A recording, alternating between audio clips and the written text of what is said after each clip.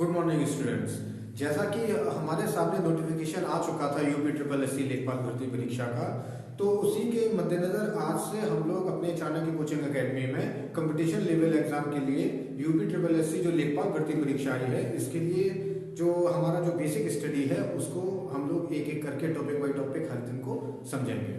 तो पहले हम लोग देखते हैं कि हमारा जो नोटिफिकेशन आया है लेखपाल भर्ती परीक्षा का, उसकी क्या क्या खास बातें हैं। हम लोगों ने अभी अपना फॉर्म अप्लाई भी कर दिया होगा, या तमाम स्टूडेंट ऐसे रहे होंगे जिन्होंने अभी तक फॉर्म अपना अप्लाई नहीं किया होगा, तमाम ऐसे रहे होंगे जिन्होंने पेट का एग्जाम नहीं दिया होगा, क्या वो भर्ती परीक्षा बैठ पाएंगे या नहीं बैठ पाएंगे। तो तमाम सारी ऐसी बातें होती हैं जब भी हम किसी भी कंपटीशन लेवल एग्जाम की तैयारी करते हैं, तो उससे पहले की जो मूलभूत बातें होती हैं उनके बारे में हम थोड़ा सा विस्तार पूर्वक समझते हैं। तो क्या परीक्षा का पैटर्न रहने वाला है, क्या उसमें ट्रिपल सी जरूरी है या नहीं, क्या उसका एज क्राइटेरिया है, क्या उसका फीस रिजोल्यूशन है, क्या उसकी इंपोर्टेंट डेट है। तो एक एक करके पहले सब बातों को समझते हैं, उसके बाद फिर अपना जो सब्जेक्ट बाय टॉपिक है उनको हम लोग समझते हुए चलेंगे। तो क्या है हमारा जो कुल पद है, टोटल वैकेंसी, हमारी टोटल वैकेंसी कितनी आई है इसमें? टोटल वैकेंसी आई है 8085, यानी यूपी ट्रिपल एस सी 8085 पदों पर जो भर्ती है लेखपाल भर्ती परीक्षा की ये करवाने वाली है। बहुत बड़ी भर्ती आई है, 2015 में ये वैकेंसी आई थी, इसके बाद अब ये दोबारा से वैकेंसी हमें देखने को मिल रही है। एज क्राइटेरिया क्या है? 18 to 40, यानी 18 वर्ष से लेकर 40 वर्ष तक के जो भी कैंडिडेट है वो इसमें अप्लाई कर सकते हैं। इसमें एज रिलैक्सेशन जो भी यूपी ट्रिपल एस सी का है वो 5 साल आपको छूट का देता है, यानी 5 साल जो उसमें अलग अलग क्राइटेरिया है उसकी तहत आपको छूट जो है वो इसमें एज में मिल जाती है। तो नॉर्मली मानिए कि 18 वर्ष से लेकर 40 वर्ष के जो भी अभ्यर्थी हैं वो इसमें अपना पार्टिसिपेट कर सकते हैं। अच्छा, इंपोर्टेंट डेट्स के बारे में अगर हम लोग जिक्र करें तो इंपोर्टेंट डेट यानी रजिस्ट्रेशन कब से हमारा स्टार्ट हो रहा है इसमें? सो 7 जनवरी से इसका जो रजिस्ट्रेशन है वो हमारा स्टार्ट हो चुका है। अभी चूंकि मौका है, काफी मौका है, जिसने अभी अप्लाई नहीं किया है वो इसको अप्लाई कर सकता है। लास्ट डेट क्या है? लास्ट डेट है 28 जनवरी, यानी 28 जनवरी अभी इसकी लास्ट डेट है। हम लोग लास्ट डेट का इंतजार ना करें, क्योंकि लास्ट डेट का कभी कभी होता है इंतजार करते रहते हैं और लास्ट में आके वो साइट इतनी बिजी हो जाती है कि हमारा फॉर्म अप्लाई नहीं हो पाता। तो अगर किसी कारणवश फॉर्म अप्लाई नहीं कर पाए हैं तो जल्दी से उसको फॉर्म को अप्लाई कर दीजिए। 28 जनवरी इसकी लास्ट डेट है। करेक्शन लास्ट डेट क्या है हमारी?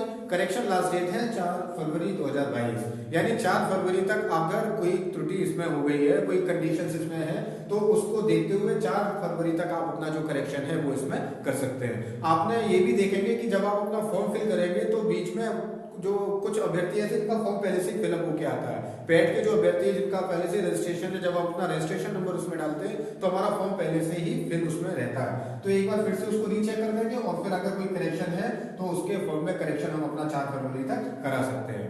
तो देखिए आगे फीस का क्या प्रावधान है। फीस इसमें 25 रुपया जो फीस है वो आप लोगों से डिपॉजिट करवाई जा रही है, यानी कोई भी अभ्यर्थी है तो उससे 25 रुपए बाद से जो फीस है वो ली जा रही है। उसके बाद योग्यता क्या होनी चाहिए हमारी? लेखपाल भर्ती जो यूपी ट्रिपल एस सी की जो परीक्षा है, जो ग्रुप सी की जो भर्ती परीक्षा है, उसके लिए योग्यता क्या है? 12th पास, यानी जो हमारा इंटरमीडिएट है वो अभ्यर्थी पास होना चाहिए। लेकिन उसके साथ साथ एक नई जो योग्य वो क्या होनी चाहिए? वो है पैट, यानी जो प्रिलिमिनरी एलिजिबिलिटी टेस्ट है वो हमारा क्वालिफाई होना चाहिए। तो पैट जो है वो यहाँ पर अनिवार्य है, पैट की यहाँ पर अनिवार्यता अब इसमें लागू कर दी गई है। तो 12th पास होना चाहिए और 12th पास होने के साथ साथ जो पैट है वो भी इसमें आपको क्लियर होना चाहिए। तो जो मुख्य आपको बात जाननी है, जो इसकी योग्यता की अगर हम बात करेंगे तो क्या है? 12th पास होना चाहिए, पैट अनिवार्य होना चाहिए और 18 जो वर्ष है वो आपकी पूरी होनी चाहिए। अगर ये 3 योग्यताएं हैं आपके पास तो आप यूपी ट्रिपल एस सी लेखपाल भर्ती परीक्षा के लिए योग्य हैं। भर्ती प्रक्रिया क्या होगी इसकी? तो भर्ती प्रक्रिया में अगर हम लोग चर्चा करेंगे तो लिखित परीक्षा होगी, यानी जो लिखित परीक्षा है वो आपको करवाई जाएगी। आपसे लिखित परीक्षा का जो यानी ऑफलाइन जो है वो आपसे लिया जाएगा, यानी ऑफलाइन मतलब पेन और पेपर मोड पे ये परीक्षा होगी, कंप्यूटर पे ये परीक्षा नहीं होने वाली, ठीक है। और वस्तुनिष्ठ जो इसमें प्रश्न है, जो बहुविकल्पी प्रश्न है वो इसमें आएंगे, ठीक है। तो वस्तुनिष्ठ प्रश्न आएंगे इसमें, बहुविकल्पी प्रश्न आएंगे और पेन पेपर मोड पर ये परीक्षा आपकी होने वाली है। अगर बात की जाए महिला आरक्षित सीट की, तो महिला आरक्षित सीट कितनी है? यानी जो महिलाओं के लिए आरक्षित सीट है उनकी संख्या है 1604, यानी 8085 पदों में से जो 1604 पद हैं वो महिलाओं के लिए पहले से ही रिजर्व कर दिए गए हैं। तो आगे हम लोग देखते हैं परीक्षा का क्या प्रारूप रहने वाला है, यानी ये जो हमारी भर्ती परीक्षा है उसका प्रारूप क्या है, उसमें कौन कौन से विषय आएंगे, कौन से विषय से कितने अंक कितने प्रश्न पूछे जाएंगे और किस प्रश्न का कितना अंक रहने वाला है। तो ये सब हमें इसमें जानकारी करनी है। तो सबसे पहले अगर हम बात करें सामान्य हिंदी की, तो सामान्य हिंदी से कितने प्रश्न आपके रहने वाले हैं? 25 प्रश्न रहने वाले हैं। और 25 प्रश्न, प्रत्येक प्रश्न का कितने का अंक है? 1 अंक, यानी प्रत्येक प्रश्न के कुल मिला के हमारे 25 अंक बन जाते हैं। सामान्य हिंदी से 25 प्रश्न पूछे जाएंगे और 25 अंक के पूछे जाएंगे। उसके बाद बात करें गणित की, तो गणित से भी प्रश्नों की संख्या कितनी रहने वाली है? 25। और कितने अंक के होंगे? हमारे 25 ही अंक के होंगे। सामान्य ज्ञान की अगर हम बात करें तो सामान्य ज्ञान से कितने प्रश्न पूछे जाएंगे? 25 प्रश्न पूछे जाएंगे। कितने अंक के होंगे? 25 अंक के होंगे। और ऐसे अगर हम बात करें इसका जो मेजर टॉपिक है ग्रामीण समाज और ग्राम विकास, अगर इससे बात करें कितने प्रश्न हैं तो इससे भी सेम क्वेश्चन है और सेम नंबर के हैं। यानी अगर टोटल प्रश्नों की संख्या की अगर हम लोग बात करेंगे तो टोटल प्रश्न है इसमें 100। और टोटल अगर हम लोग मार्क्स की बात करेंगे, टोटल अंक की बात करेंगे तो वो भी कितने रहने वाले हैं? 100 रहने वाले हैं। और हमें जो याद जरूरी जो बात समझनी वो बात क्या है कि 100 प्रश्नों को हल करना है और कितने मिनट में? 120 मिनट में हमें लगभग अपने 100 प्रश्नों को हल करना है। यानी हमें स्पीड के साथ साथ एक्यूरेसी दोनों का ध्यान रखना है। आपको स्पीड भी देखनी है और उसको एक्यूरेसी भी देखनी है। तो 2 घंटे में आपको 100 नंबर के जो प्रश्न है वो आपको हल करने हैं। नेगेटिव मार्किंग इसमें रहने वाली है। तो नेगेटिव मार्किंग का क्या है? नेगेटिव मार्किंग है जैसा कि हम लोग जानते हैं 1/4 की जो नेगेटिव मार्किंग है वो इसमें रहेगी। यानी नेगेटिव मार्किंग जो है वो आपकी 1/4 की रहने वाली है। 1/4 जो है वो नेगेटिव मार्किंग इसमें है। तो ये हमारा टोटल परीक्षा का प्रारूप था, यानी किस विषय से कितने प्रश्न हैं और किस प्रश्न का क्या अंक है और उसको सॉल्व करने में हमें कितना टाइम अपना बनाना है। अब देखते हैं जो प्रश्न जो विषय है उन विषय से कौन कौन से प्रश्न हमसे पूछे जाने वाले हैं। तो बात करते हैं हम आगे, यानी अपने जो हमारे 4 सब्जेक्ट हैं उनमें से पहले सब्जेक्ट यानी सामान्य हिंदी की। तो सामान्य हिंदी का क्या सब्जेक्ट हमारा सिलेबस रहने वाला है? जैसा कि हमने देखा होगा तमाम कंपटीशन जो लेवल एग्जाम है उसमें हिंदी का सिलेबस वर्णमाला से शुरू किया करते हैं, लेकिन हमारा इसमें टॉपिक वाइज क्या क्या है? सिर्फ इतना हमें पढ़ना है, ज्यादा पढ़ने के लिए नहीं हमारे पास, बहुत कम मात्रा में हमें पढ़ना है, हमें सटीक तैयारी अपनी करनी है। तो क्या क्या पढ़ना है इसमें? सामान्य हिंदी की अगर हम बात करें, सामान्य हिंदी में समास हमारे कितने प्रकार के हैं वो सब जो बातें हैं वो सब हमें पढ़नी है। उसका पर्यायवाची शब्द पढ़ने हैं, विलोम शब्द पढ़ने हैं, संधि पढ़नी है, संधि के प्रकार ये सब। उसके बाद तत्सम तद्भव पढ़ने हैं, वाक्यांश के लिए एक शब्द पढ़ना है, मुहावरे एवं लोकोक्तियां पढ़ना है, वाक्य में संशोधन करना है यानी जो सही वाक्य है वो हमें छानबीन करना है। उसके बाद लिंग है, उसके बाद वचन है, फिर कारक है, उसके बाद काल आता है। ठीक है, उसके बाद में वर्तनी और त्रुटि से संबंधित जो संशोधन है, जैसे आपने देखा होगा कि वर्तनी से संबंधित जो प्रश्न है वो आ जाया करते हैं। तमाम सारे जो उसमें सही जो ऑप्शन होता है वो छांटने के लिए दे दिया जाता है कि निम्न में से कौन सा सही है। जैसे आपने पढ़ा होगा तमाम बार, जैसे आशीर्वाद पूछा जाता है कि आशीर्वाद ये वाला ठीक है या आशीर्वाद ऐसे लिखते हैं ये वाला ठीक है, कौन सा आशीर्वाद ठीक है। तो ऐसे करके जो प्रश्न है वो वर्तनी और त्रुटि से संबंधित संशोधन में आया करते हैं। उसके बाद में हम लोग क्या है अनेकार्थी शब्द के बारे में पढ़ते हैं। और उसके बाद जो हमारा लास्ट टॉपिक है वो है अपठित गद्यांश के बारे में, यानी ऐसा जो अनसीन पैसेज जिसको हम इंग्लिश में बोलते हैं, तो उसको हिंदी में यहाँ पे एक अपठित गद्यांश दे दिया जाता है, उसमें से 2-4 प्रश्न जो है वो उसमें से ले लिए जाते हैं। तो ये हमारा जो टोटल है वो हिंदी का जो सिलेबस है वो लेखपाल भर्ती परीक्षा के लिए है। इसके बाद देखते हैं नेक्स्ट सिलेबस। अब जो नेक्स्ट टॉपिक है हमारा वो है गणित, यानी 25 नंबर का हिंदी से पूछा जाएगा और 25 नंबर का गणित से। तो 25 नंबर में क्या है, गणित यहाँ पे 3 भागों जो हमारा बटा हुआ है। अंकगणित से भी प्रश्न पूछे जाएंगे इसमें, बीजगणित से भी पूछे जाएंगे और रेखागणित से भी पूछे जाएंगे। क्या क्या हमारे टॉपिक है अंकगणित और सांख्यिकी के ग्रुप से? कौन से टॉपिक से हमारे? संख्या पद्धति आएगा, प्रतिशतता आएगा, लाभ हानि आएगा, सांख्यिकी आएगा, आंकड़ों का वर्गीकरण रहेगा, इसमें बारंबारता रहेगी, बारंबारता बंटन रहेगा, सारणीय वाले जो क्वेश्चन है वो हमारे रहेंगे, संचय बारंबारता वाले जो क्वेश्चन है वो रहेंगे। इसी में धन पाठ है, पाई चार्ट है, बारंबारता बहुभुज है, इससे जो रिलेटेड क्वेश्चन है वो इसमें रहने वाले हैं। और क्या है केंद्रीय माप, समांतर माध्य और मध्यिका और बहुलक। तो ये जो हमारे 12 टॉपिक है, जो मेजर टॉपिक है वो हमारे अंकगणित से आने वाले हैं। इसके बाद अगर बात की जाए बीजगणित से, तो बीजगणित से कौन कौन से हमारे टॉपिक रहने वाले हैं?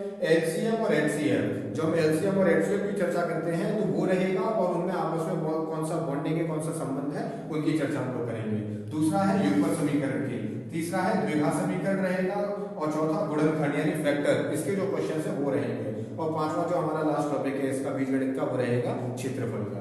इसके बाद अगर बात की जाए रेखागणित की, तो रेखागणित से हमारे कौन कौन से प्रश्न रहने वाले हैं, किस किस टॉपिक से प्रश्न रहेंगे? तो पहला है त्रिभुज संबंधी पाइथागोरस प्रमेय, दूसरा जो हमारा टॉपिक है वो रहेगा त्रिभुज का, तीसरा है आयत का, चौथा रहेगा वर्ग का, पांचवा है आयत से संबंधित जो प्रश्न है वो, यानी आयत, इसके बाद वर्ग के बाद समलंब, समलंब के बाद समांतर चतुर्भुज के परिमाप और क्षेत्रफल, और लास्ट हमारा टॉपिक है वृत्त की परिधि एवं क्षेत्रफल। आयत 2 बार लिखे हैं।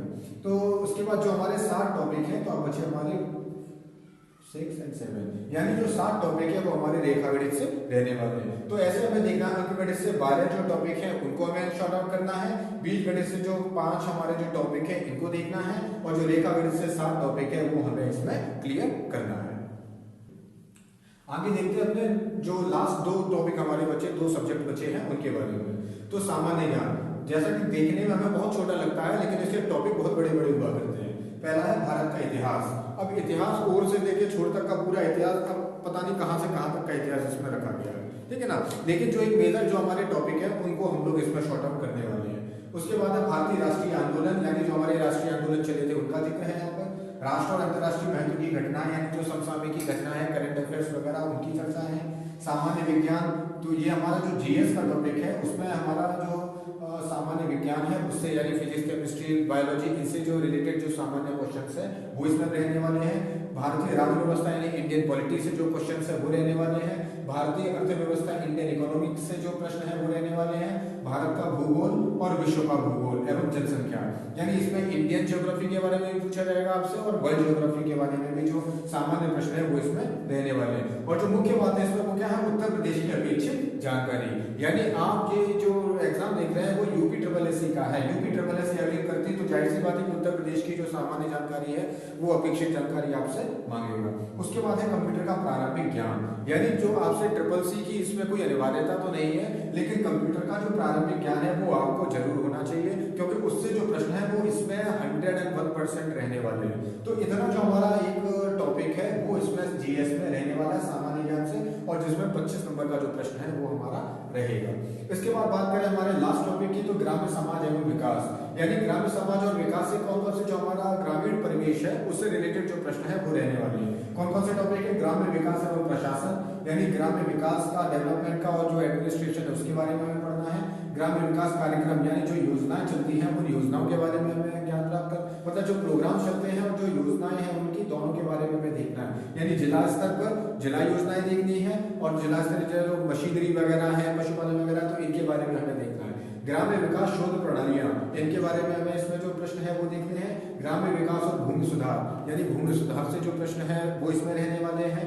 त्रिस्तरीय पंचायती राज व्यवस्था से रिलेटेड जो क्वेश्चंस है वो इसमें रहने वाले हैं। और केंद्र और राज्य सरकार की ग्राम्य विकास से संबंधित योजनाएं जो है वो हमारे इसमें पूछी जाएंगी, यानी केंद्र सरकार और राज्य सरकार जो योजनाएं चलाती है उन योजनाओं से रिलेटेड जो क्वेश्चंस है वो इसमें पूछे जाने वाले हैं। अब इसमें अगर आपसे कोई ये कहा जाए कि आप एक कोई किताब ले लीजिए, उसे रट लीजिए अच्छे तरीके से तो आपका सिलेक्शन हो जाएगा, ये कोई पॉसिबिलिटीज नहीं है। ये टॉपिक आपके रखे हुए हैं, इन टॉपिक्स को आप अच्छे से पढ़ के जाएंगे अपना एग्जाम हॉल में, और जब वहां पर बैठेंगे तो ये सारे टॉपिक्स से रिलेटेड जो क्वेश्चंस है वो आपको याद करने हैं। कोई भी एक बुक इसके लिए कोई परफेक्ट नहीं हो सकती, या कोई आपसे ये कहे कि नहीं ये 5 बुक पढ़ लीजिए, 10 बुक पढ़ लीजिए आपका इसमें सिलेक्शन हो जाएगा, ऐसी कोई भी पॉसिबिलिटीज नहीं है। जो परीक्षा का पैटर्न है हम उससे जो टॉपिक्स है वो निकाल के अगर उसकी तैयारी करेंगे तो हमारे पास होने की संभावनाएं जो है इसमें वो बढ़ जाया करती हैं।